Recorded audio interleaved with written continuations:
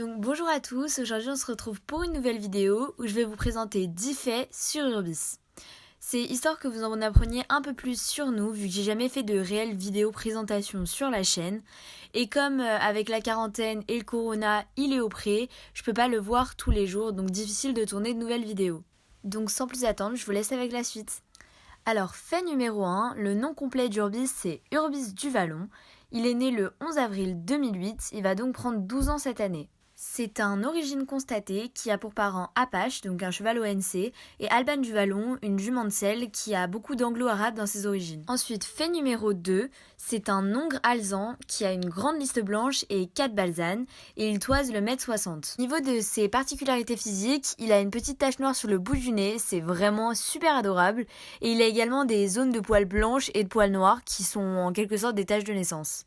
Fait numéro 3, il ne m'appartient pas, il appartient à mon club, donc l'UCPA Bayard Équitation à Vincennes, où je monte depuis 12 ans. Fait numéro 4, je le monte depuis 2017 et c'est notre 3e saison de concours ensemble. On fait essentiellement du hunter et du dressage, mais on a fait également un complet l'année dernière et on devrait en refaire un cette année. Fait numéro 5, pendant la saison de concours 2018-2019, Urbis a été extrêmement fort en concours, que cela soit en dressage ou en hunter. Il a remporté la majorité de ses dressages ainsi que le championnat départemental. Il a également performé en Hunter où il est vice-champion départemental. Fait numéro 6, pour l'instant nous avons fait qu'un seul championnat de France ensemble, donc celui de 2019, en Hunter Club 2 et Dressage Club 3. Cette semaine a juste été magique et Pipou formidable.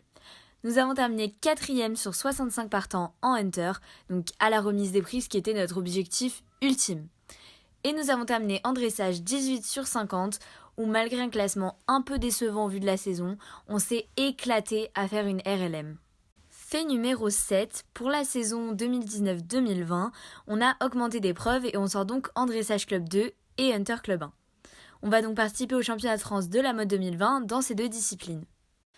Fait numéro 8, donc vous en êtes sûrement déjà rendu compte, mais j'appelle rarement Urbis par son prénom, je l'appelle plus souvent Pipou ou Pipou Star. Donc on sait pas trop d'où ce surnom vient, mais c'est resté, et moi je l'appelle essentiellement par ce surnom. Mon groupe a des problèmes avec Pipou Star. Fait numéro 9, il est né et a été débourré à la ferme équestre du Vallon, en Lorraine, où mon club l'a acheté.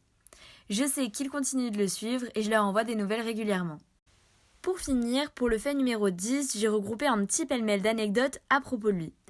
Donc on va commencer par le fait qu'il tique à l'air, donc sûrement parce que la vie en boxe l'ennuie un peu. Du coup, à l'intérieur de son box, c'est un peu la foire. Il y a un ballon et il y a plusieurs jouets. Ensuite, concernant un peu plus son caractère, il est très câlin et c'est un véritable amour à la préparation. Il connaît également quelques tours comme le bisou par exemple. Même si c'est un cheval très gentil, il s'amuse à faire tourner en bourrique les moins expérimentés en refusant de prendre le mors. Et ça arrive très souvent.